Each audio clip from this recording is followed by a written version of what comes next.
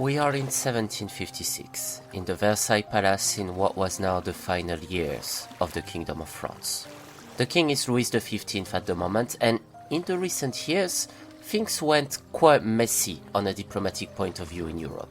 Back in the days, a few years back, France settled colonies in what was called the New World and what is known today as North America, and of course, it wasn't the only country seeking to grab those new lands. Now, what was about to start was a war that would forever change the face of the world. But King Louis XV was seeking for a spy, someone who would have enough courage to manage to have Russia changing alliance. And it's here that we heard about someone who was, to say the least, quite an expert in what is camouflage.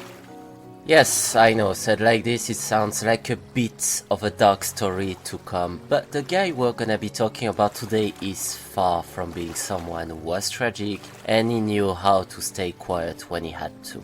Now picture this, you were a spy in service of a country that lost a war, and that lost a world war. But your king sends you to the country that was formerly your enemy to become an ambassador there.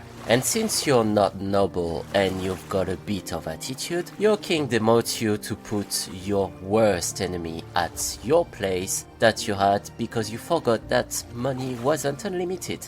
Oh yeah, I forgot to mention, you hold actually some documents that could trigger a new world war. Yeah, welcome to this new series of podcasts. My name is Taylor Victoria Holcroft and I'm also a writer, a pilot, and to pay the bills I'm also a manager. But today I'm a podcaster, and for this series of podcasts that I will publish through the summer, I will be talking about random events that became famous, so famous that they made the headlines as they were so mysterious.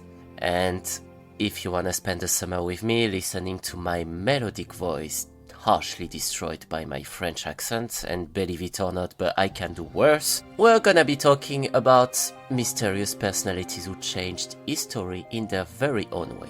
But we're not gonna be talking only about mysterious person, we're gonna also be talking about scientific events, treasure discoverers, witches, mysterious things in the universe, and also plane crashes. Fun, right? So, trust me, I'm not gonna make it too dramatic. You know me, I'm obviously not the kind. So, if you want the full set list of episodes as well as their transcript, then all the details are on my website as well as their release dates. Same if you guys want to follow me, feel free, or check out my Instagram, that's where I'm actually the most active. The link is in description below. Or even if you want to read my books, well, then check out on my website, it's actually where you'll find everything. Everything literally is in description.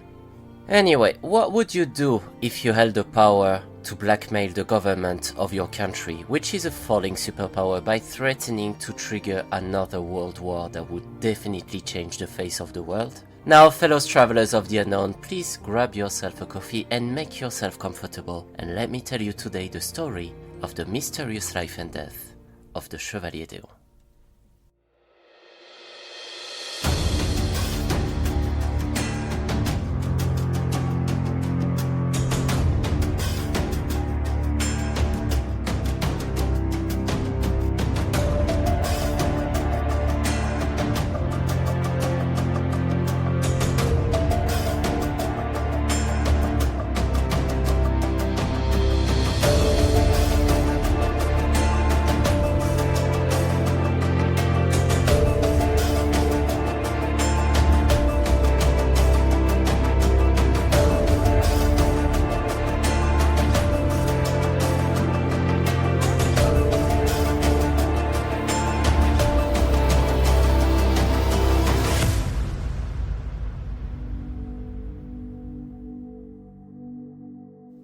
Very little is known from this famous Chevalier d'Eon about his birth as well as when he grew up, but even though he was somewhat famous in France back in the days, he marked history in his very own way.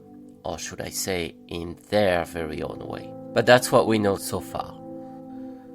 Charles Geneviève Louis Auguste André Timothée d'Eon de Beaumont, yes, I know they used to have very long names before, and I can relate to it when I chose my name too, was born in Tonnerre, in what is now a small city in the Burgundy region of France on the 5th of October 1728. Tonnerre isn't a big city nowadays, and it's actually more like a village. And it was also the case back in the days, and the Déon de Beaumont family, a poor noble family settled there for many generations, was still quite important there. In fact, Déon's father was an attorney and was also the director of the king's dominion, and eventually became the mayor of this small town. His mother, on the other hand, was the daughter of a commissioner of wars in Spain and Italy, wars that raged times before that. But Déon was actually a brilliant student at school. He was also excellent in fencing, which will be something that will help him in the future, and he seemed to have started to make a name out of it when he was young, and he eventually graduated in canon law and civil law in Paris from the prestigious Collège Mazarin back in 1749 when he was 21. He eventually considered becoming a priest, but somehow he renounced, and given the story that is to come, it was certainly an excellent idea. Amongst Déon's passions were indeed writing and fencing, but he started attracting attention when he published work as a contributor to the Année Littéraires book of Élie-Catherine Fréron, and also published in 1753 other works, more commenting on the administrative and financial situations of the kingdom. But he was young, and indeed the fact that he soon worked as a private secretary for Berthier de Sauvigny would open him the world of the high society of Paris and therefore of the Kingdom of France. He was also appointed as a royal censor for history by Malesherbes, a famous writer, in 1758.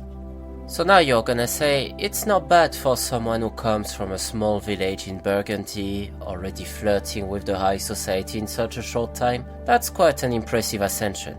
And indeed it's not bad at all. But Déon wasn't famous for his writing.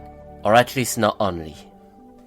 No, rumor has it that during a fine evening of 1756, during a party at Versailles Palace where the king was, a beautiful woman was dancing. And Louis XV, not only famous for having lost the important wars, had, let's say, a certain passion for women. Like the big passion. And of course, such a beautiful woman dancing in the middle of those polite people, he just simply couldn't resist. So he went to her. And as soon as the king started to become, let's say, engaging, the beautiful lady replied with a strong male voice, kind of similar to mine, and simply said, "Well, your majesty, I'm probably not the person you think I am." And now you find me wondering how satisfying it must be to say no to a king. Anyway, and guess what? Times later, Déon was appointed to what is called the Secret du Roi, which is in a way the very first French secret services. Basically, this sort of agency was composed of a few handpicked people working directly with the king without the knowledge of the government. So of course, a guy who's that good at cross-dressing can only be hired by the king, and little did he know that this party was a strange form of job interview without even being one. Anyway, according to his memoir, he was sent with the Chevalier Douglas, a Scottish Jacobite, at the service of France in a secret mission to Russia. The objective? Make sure that the Tsarina Elizabeth would conspire with the pro-French against the Habsburg, by then leading Austria and Germany and having freshly lost power over Spain. So why Louis XV was so prompt to send one of his spies to Russia? Well, it was all about the British. As you guys know, back in the days, the French and English were rivals, and have been rivals for a very, very long time. For example, the 100 Years' War between the French and the Brits, war that lasted, by the way, a whopping 116 years, brought the Middle-Age France in a quite strange situation, before being ultimately won by the French, who recovered their territories. But now, more contemporary to Déon's lifetime, took place the War of the Spanish Succession. What triggered the conflict was in fact the recent death of the King of Spain, Charles II, who was very young over a poor health caused by his parents' long embrace with consanguinity. And as this king belonged to the Habsburg family and died age 38 without having kids simply because he was just far too sick to have any, the Habsburg family, also reigning over Austria, were thinking that since their cousin died, it would probably be a good idea to send one of their guys to claim the Spanish throne. Of course, Great Britain was like, go mate, send one of your guys and I'll back you up, but since King Louis XIV joined the chat and said, no guys, that's not gonna happen on my watch, so of course it led to a clash between France and Britain. And since Louis XIV was Louis XIV, he obviously won the war, placing his brother Philip as the new King of Spain. But the British didn't like that. Like, they didn't like that at all, in fact. Because, you know, France and Britain, as soon as the occasion to come up for a quick war showed up, they were always up for a quick fight. Hopefully things have changed today. So what Britain did, bitter of their previous defeats? Well, they started plotting against France a bit everywhere in Europe, and also in Russia. How? Well, by simply denying entry to Russia to Frenchmen, allowing only women and children to cross the Russian border. But also because something big was coming out very soon, in fact. Now you see where I'm coming with all this story? So Madame Leah de Beaumont arrived in Russia in June 1756 and managed to make her way as a maid of honor to Tsarina Elizabeth.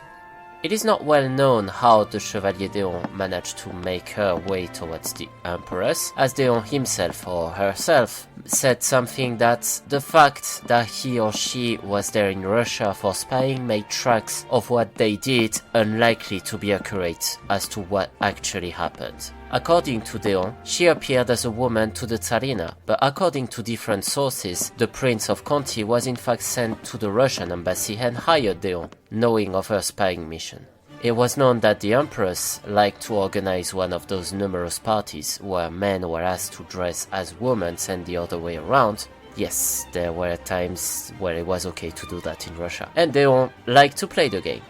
As he was of course androgynous, he managed to keep confidentiality and make his way towards the Empress, and since he was kind of the sort of person on whom you would easily trust, of course he played this card at his advantage. So of course, in that story, the story of Leah de Beaumont infiltrating the Russian high society and managing to have the Tsarina becoming her ally is just what the Chevalier d'Eon himself or herself has written in their memories. It is credible since d'Eon could easily adopt the appearance of a woman, considering that he was not the very tough guy, and as such, considering the story that is yet to come, it would make sense that he managed to obtain the trust of the Tsarina by appearing to her as a woman. But there are absolutely no evidence to confirm whether this story was true, and there will probably never be, considering that this was a top secret mission. But during his mission to Russia, the 7 Years' War was raging in Europe, and it was paramount for France to secure an alliance in what was becoming the first draft of a world war. This war led to dramatic consequences for the defeated, since at this period Europe was basically under an intense political pressure due to the fact that France was already a superpower and started expanding in what was the New World and what was known today as the Americas and the United States. And he managed to actually colonize there a big portion of the territory. But the British wanted to have their slice of the cake, since indeed desirous to expand their influence in this new world, but they came too late in this party and managed to acquire just a small portion in the east coast of the new world, forming the future colonies that would later be known as the United States. But as d'Eon was in a special mission in Russia, things weren't going very well for France on the battlefield, who was thinking that with Russia by their side in the war, it could probably change the balance and ultimately make France successful on this war.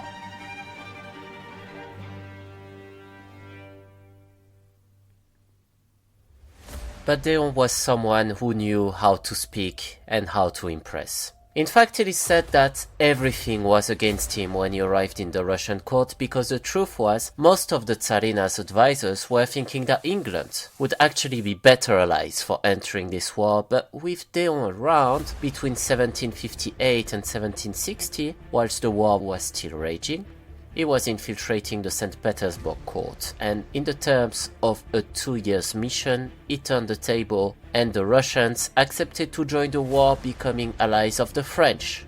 Yay!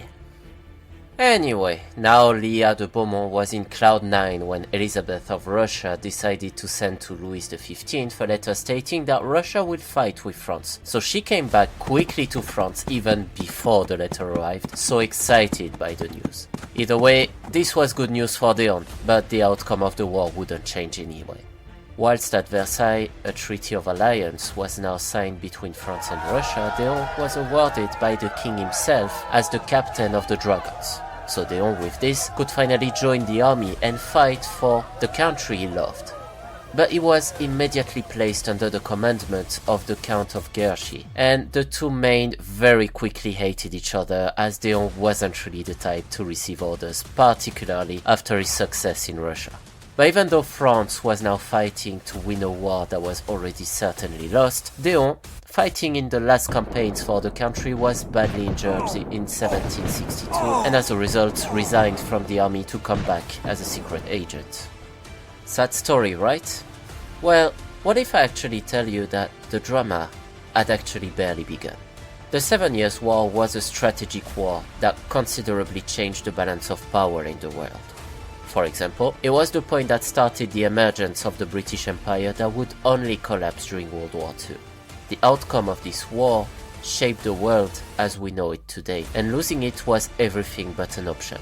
For the first time, people were fighting on every continent, and for the first time in history, it was not about conquering new colonies, or at least not only, but it was all about defending their own country. But in the end, what mostly marked the outcome of the war was a series of intense sessions of negotiations to clarify who wins what and mostly from whom. France in this case had to give up its colonies on the east of the Mississippi to Great Britain as well as Canada, obviously on top of returning what has already been taken during the war.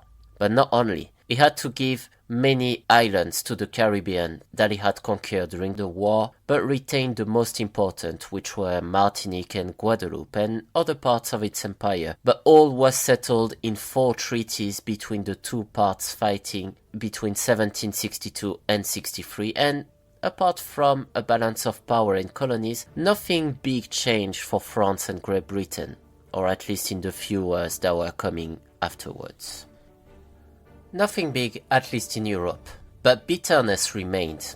I mean, of course it gave Great Britain the royal way to start building their empire, but this will come later in history. For now, in the wake of the war, Louis XV, having his popularity considerably wrecked by his defeat, started to think about revenge. For that, amongst the plethora of plans he had in mind, he sent first Deon to London. The idea? Making him a sort of baby ambassador, but the official title would be Plenipotentiary Minister for France to the United Kingdom. And this wasn't completely silly, since after all Deon got quite successful at turning Russia as an ally for France, so why not sending him to Britain? At least, being an ambassador was the official mission. But the undisclosed, unofficial mission remained though, because before being a diplomat, Deon was before everything a spy. And this was quite important, gathering a maximum of information about the southern coast of Britain, from the Cliff of Folkestone to the remote islands of Cornwall, in order to make sure that an invasion of the Great Britain from France was feasible.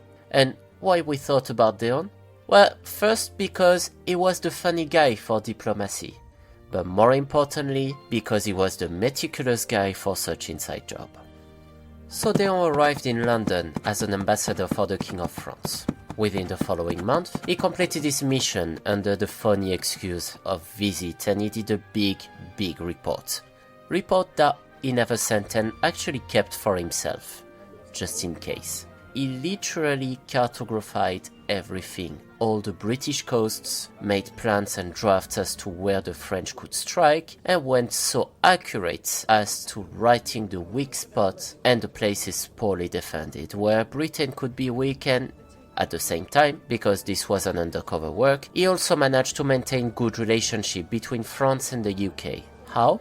Well, being a plenipotentiary minister granted him many privileges and of course made him securing some precious friendships in the British high society. For example, by sending them wine from his private vineyard in France or other gifts, and he was, the guy who people like to listen and the one they could trust on. But there's this tiny little detail I forgot to mention about him. Let's say that Deon was a big show-off. He loved to impress and loved everything that shines. And the fact that he organized nearly everyday big parties where he received the high society of London in the French embassy gave probably good impression to the British society, but it had its financial cost. And obviously this was paid entirely by the Kingdom of France and not from Deon's pocket. And since money is unfortunately not bottomless and all the budget allocated to his embassy disappeared in parties, or at least not diplomatic expenses indeed, he asked Versailles for an increase of his budget, otherwise he would have to pay everything from his own pocket. After all, Louis XV never refused him anything, so what's the risk to ask, right? A couple of days later, Versailles replied, "Nah bro, enough is enough now. The war cost a lot and we're broke now." And Deon was frustrated, like pretty bad. In fact, two things frustrated him.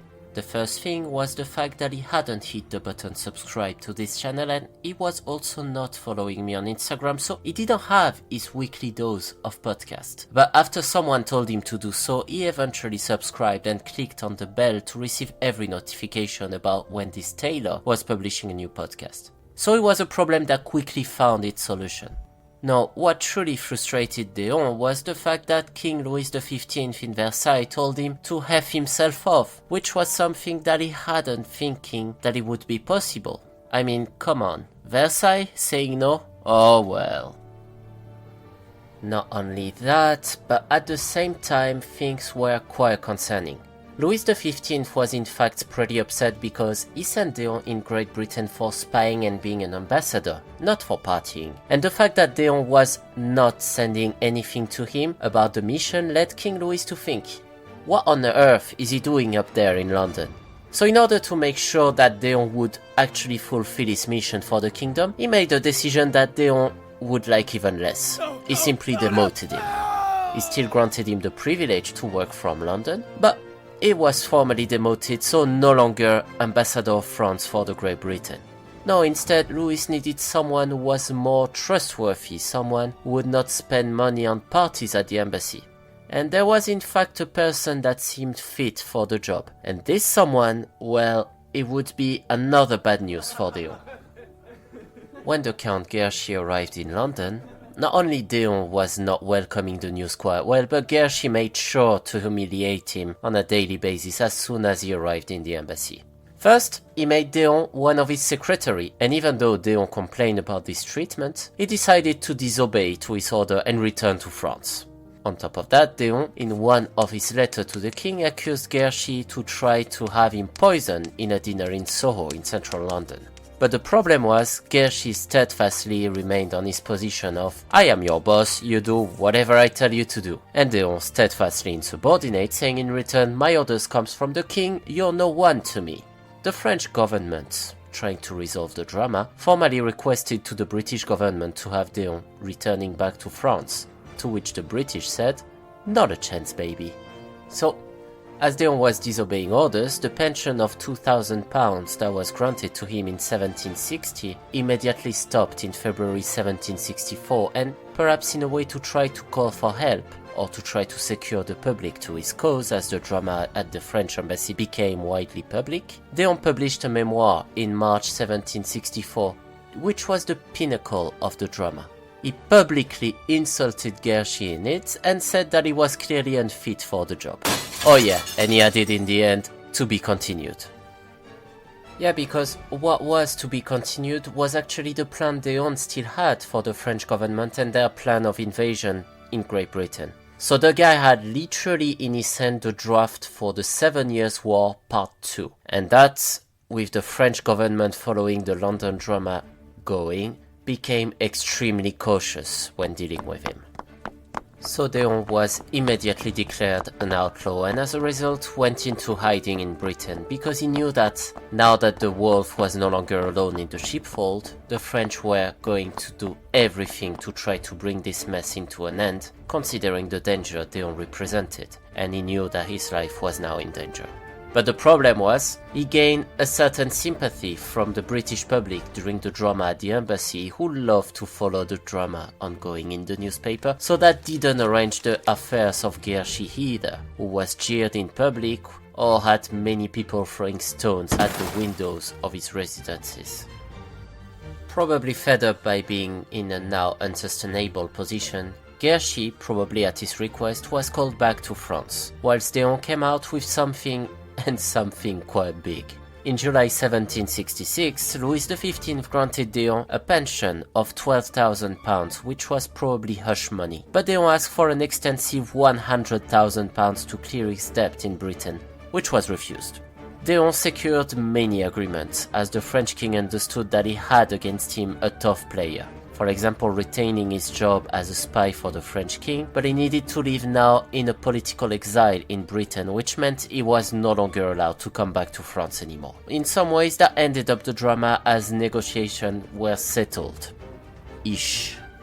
Yeah, because this happened 2 years after the drama that negotiations started with him. The initial objective was to kill Deon, but this went unsuccessful all along, and that's why the French had to negotiate. You remember when I mentioned that Deon came out with something? Yeah, because in fact the French government settled the story, and this was not a good point for Deon, as he fell in immediate disgrace and no one truly cared about him anymore. So he came out with another game-changing idea, because he needed attention and he still had the paper and wanted to blackmail France to the end. Not only started dressing like a woman, but he didn't do only that. He actually claimed that he has always been a woman. There was this thing that was a little bit embarrassing. Deon had the habit to enjoy cross-dressing. Even though he wore most of the time his uniform as a dragoon for the French king and openly declared his allegiance for the king, many observers caught Deon cross-dressing, and in fact rumor has it that Deon was not a man but a woman. This rumor went so far that even a betting poll at the London Stock Exchange starting about Deon's actual gender. But he was even invited to join, and of course an examination was requested, but Deon found it far too dishonoring to take part of it, so he declined, regardless of the outcome, and he was eventually declared with no examination by many witnesses, but not by Deon himself, that yes, the Chevalier Charles Deon is in fact Charlotte Deon. And this obviously became quickly truly embarrassing for the French kingdom, who, well, nowadays I believe that if such a scandal would happen, no one would really care, but back in the days, a woman cannot be an ambassador, and even less a spy.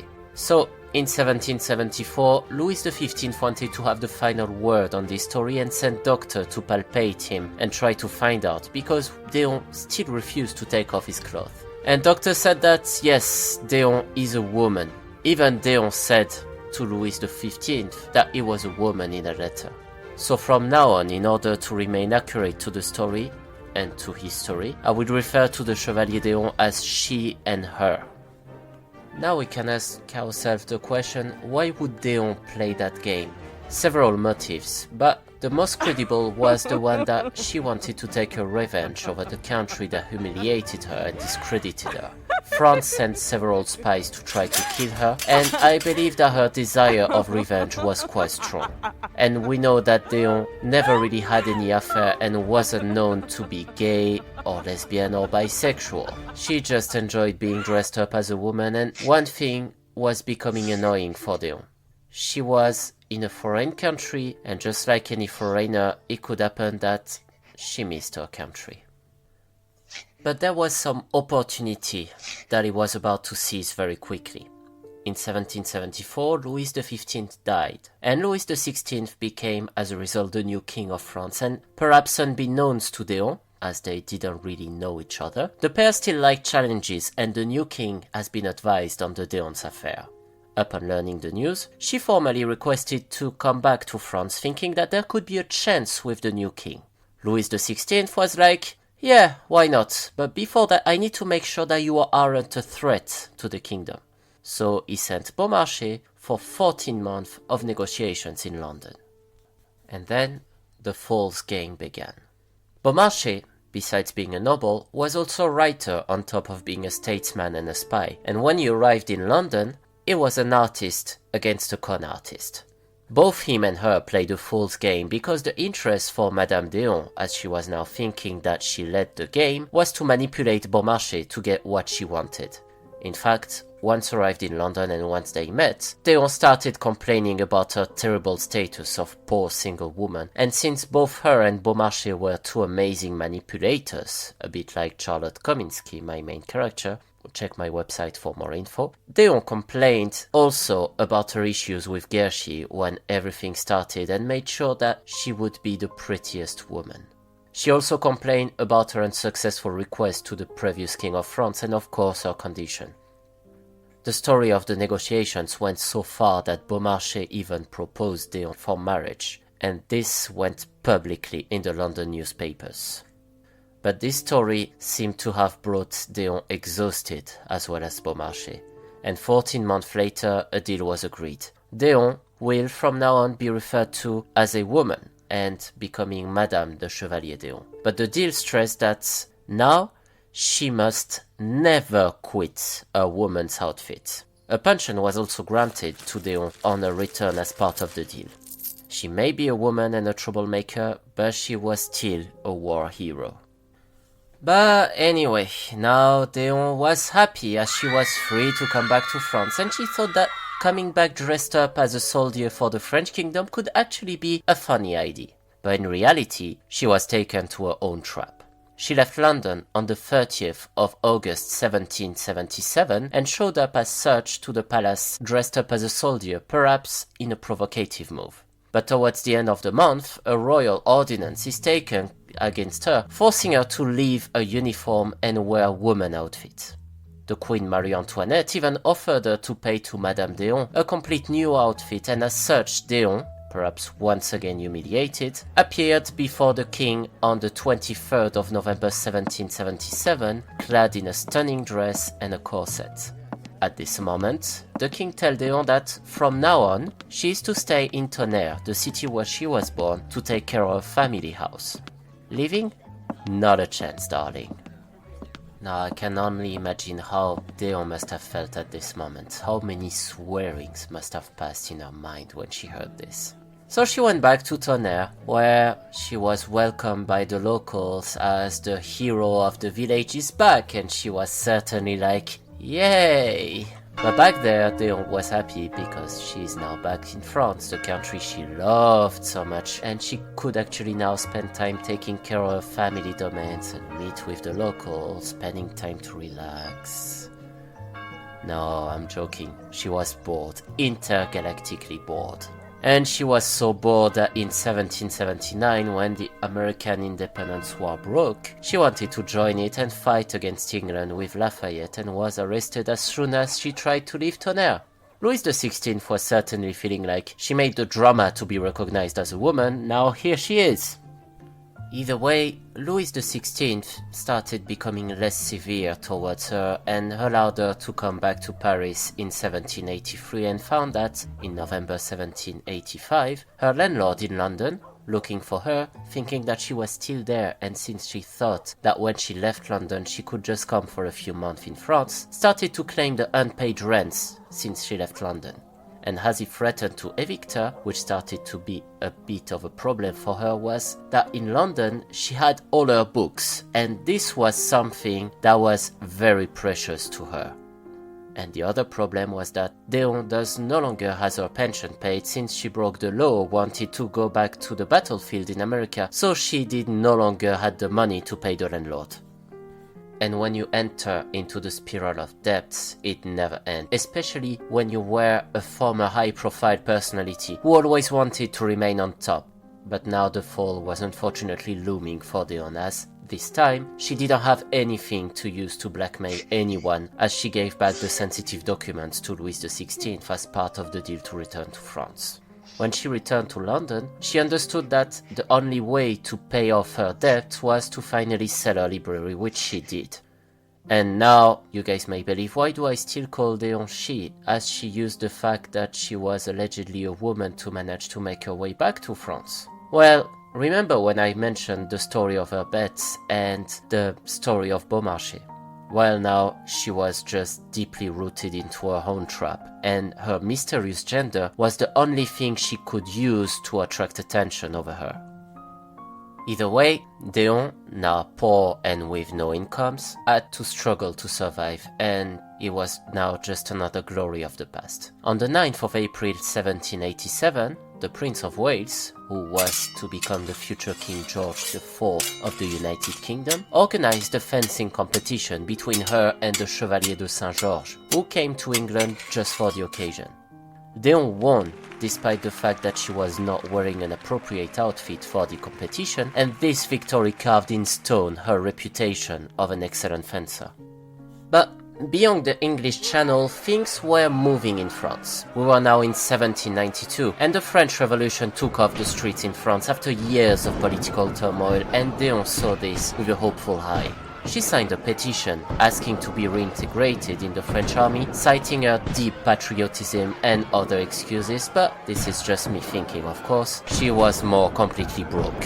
She even proposed to form a legion called the Déon Tonnerre, made of at least half of the veterans and half of the new recruits. But this came completely ignored by the newly formed National Assembly. And the fact that France, in the 1st of February 1793, declared war against Great Britain and the Dutch Republic forced her to remain in Britain. Not only that, but even in France she was in heavy debts. So coming back was everything but a wise move. And the slow downfall for Deon, as she was now aging, started now. Her house in France was confiscated by the revolutionary forces, her belongings were sold, and all the sensitive paperwork she had in an iron closet were seized.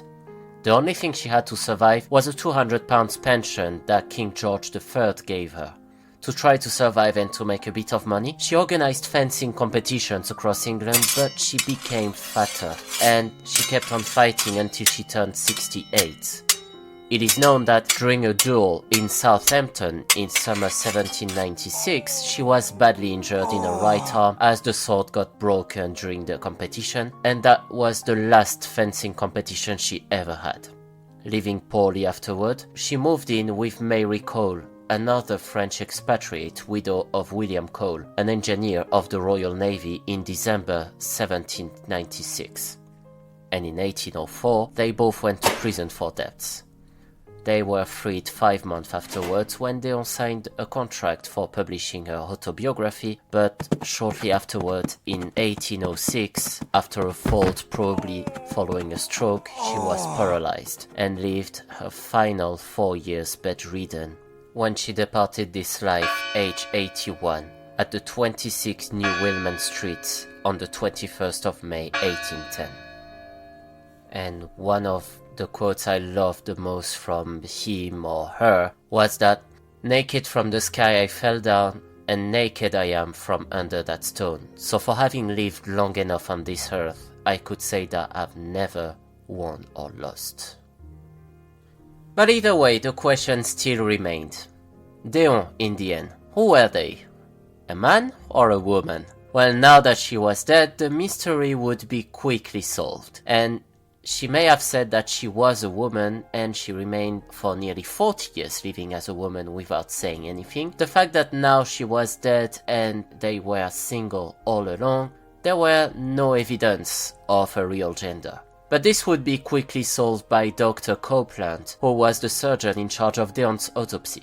And there were 4 witnesses to this, and even a drawing was made for the occasion to testify of this. And the Chevalier Deon was a man, or at least he had the attributes of a man. But the question remains, the Chevalier Deon may have been a man. To what gender does they truly identify to? But the Chevalier Deon was buried after a short ceremony on the 28th of May 1810 at the St. Pancras Old Church Cemetery, where many French expatriates have been buried. You can actually go there nowadays, and this is a place where I personally go very often, but you cannot access the tomb of the Chevalier Deon nor their graveyard, due to the fact that the St. Pancras train station had works ongoing In 1865, the cemetery was closed and it was reopened in 1877, where Baroness Burdett Coutts requested a memorial to be built for all the people buried there. And it's in this memorial that the name of the Chevalier d'Eon, French plenipotentiary minister, is today written. Anyway guys, as the curtain falls on this episode, we found ourselves entangled in the web of identity and intrigues that is the life and the mysterious gender of the Chevalier d'Eon. Spy, diplomat, soldier, a figure of gender fluidity long before the term even existed, d'Eon defied easy categorization in an age rigidly defined by norms but inclined for changes. The sheer audacity of d'Eon's life provided not only an arresting narrative, but also raises the provocative questions about identity, gender, and the mask we all wear on a daily basis. In the grand scheme of things, the Chevalier reminds us that human beings are such complex paintings of contradiction and enigmas.